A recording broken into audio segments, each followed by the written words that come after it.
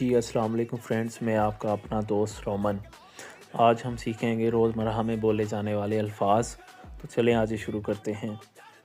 कोमेस्ताई, आप कैसे हो? स्तो बैने, मैं ठीक हूँ। दोवे बाई, कहाँ जा रहे हो?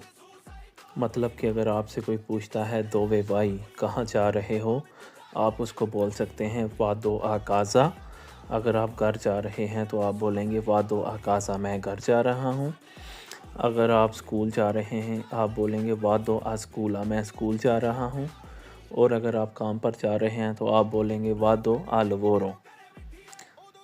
देखा आपने, इटालियन इतनी ज़्यादा मुश्किल नहीं जितनी आप समझते हैं। ऐसे ही डेली प्रैक्टिस करें और अगर वीडियो अच्छी लगे लाइक कमेंट और शेयर ज़रूर करें। तब तक मुझे दें इजाज़त, मिलते हैं कल एक और नई वीडियो के साथ। अल्लाह हाफिज़।